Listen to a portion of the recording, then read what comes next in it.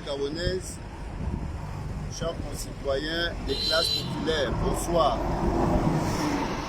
C'est le collectif Tous contre la fraude à l'ENA. Ceci n'est pas une énième déclaration du collectif Tous contre la fraude à l'ENA. Ceci est l'annonce du départ de notre maison, la maison du peuple, site de l'Assemblée nationale que nous avons érigé en piquet de grève pendant exactement 100 jours. 2400 heures, 144 000 minutes, 8 640 000 secondes. 100 longs et éprouvants jours sous la férocité du soleil et la brutalité des pluies. 100 longs et éprouvants jours à affronter l'insécurité et les maladies. 100 longs et éprouvants jours à essuyer les humiliations et les moqueries venant de la partie la plus médiocre de la société gabonaise. 100 longs et éprouvants jours loin de nos familles. 100 longs et éprouvants jours à contribuer à l'avènement d'une nouvelle génération, la génération de l'intégrité et de la justice. Ceci n'est donc pas simplement l'annonce d'un départ, c'est le partage d'une histoire. Histoire dont l'une des dates emblématiques a été ce 9 octobre 2024, autour de 22 heures, heure de publication des résultats du concours d'entrée à l'École nationale d'administration ENA, durant lequel l'administration a cruellement tenté de faire accepter aux Gabonais, Gabonaises et concitoyens de toute classe populaire que la corruption et le favoritisme ont plus de pouvoir que le travail et la justice. Deux des trois valeurs cardinales de la devise de notre pays, union, travail, justice. Gabonais, Gabonaises, chers concitoyens des classes populaires, d'octobre 2024 à juin 2025, exactement depuis 9 mois, nous nous sommes engagés avec rigueur, constance et esprit républicain dans un combat visant à dénoncer les irrégularités et quelques indices de fraude relevés lors du concours d'entrée à l'ENA, session de 2024. Souvent, certains combats dans notre pays sont caricaturés d'instrumentalisation, de politique, etc. Nous partons de ce piquet avec une conscience libre et tranquille, car aucun politique, aucun syndicaliste, aucun activiste n'aura pris corps au milieu de nous durant ces 9 mois. Notre démarche a toujours été guidée par un seul et unique objectif, la défense de l'égalité de chance, de l'éthique républicaine et du mérite, principes fondamentaux d'un État de droit.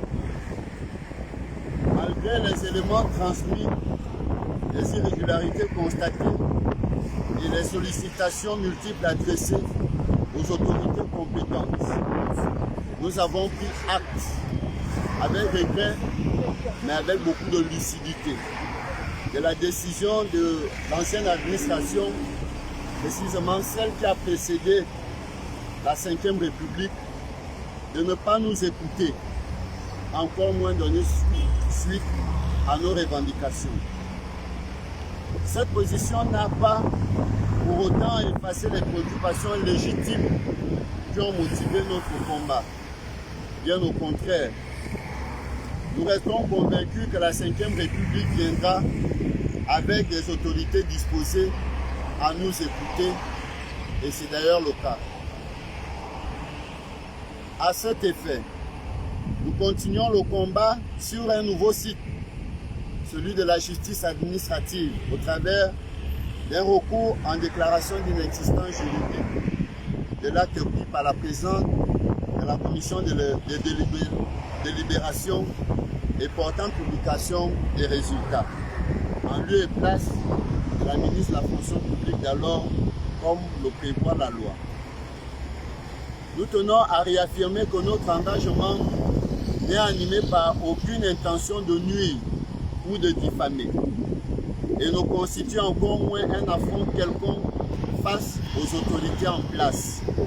Mais notre engagement est animé par un profond attachement aux valeurs républicaines de justice, de transparence et de responsabilité. C'est dans cet esprit que nous continuons à mener ce combat citoyen, convaincus qu'une administration forte est celle qui repose sur la confiance des citoyens dans ses processus de sélection et de fonctionnement. C'est d'ailleurs là notre forme de contribution à la construction de ce nouveau Gabon impulsé par les plus hautes autorités de notre pays.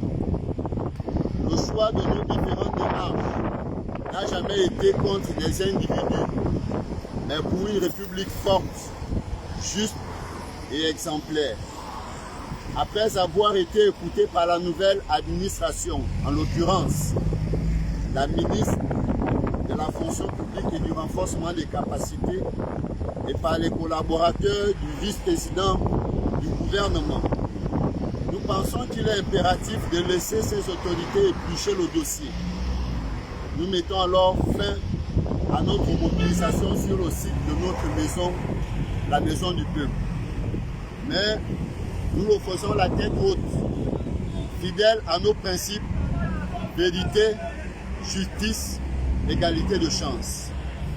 Ce combat sur le site de la maison du peuple se termine, certes, mais la conscience républicaine demeure pour l'avenir de notre administration, pour la jeunesse méritante, pour la République.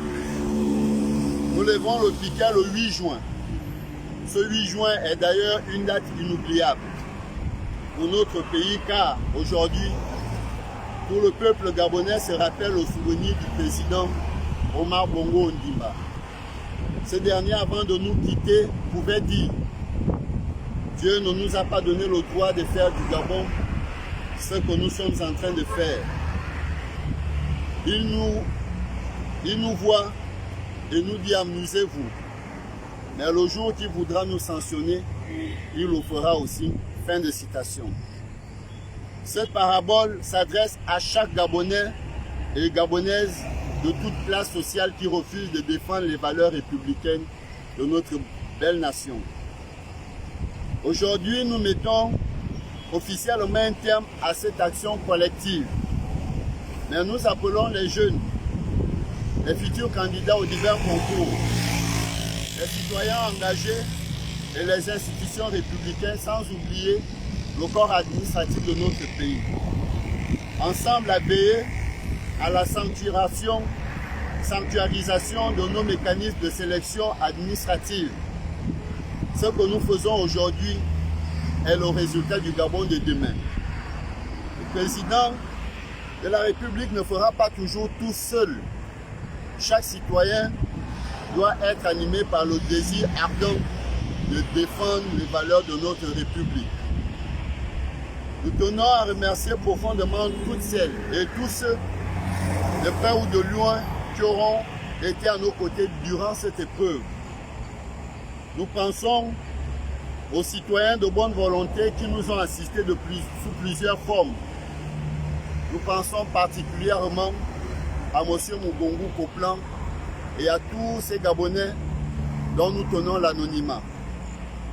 Nous pensons aux journalistes et aux médias qui ont relayé notre cri de détresse, souvent de manière bénévole.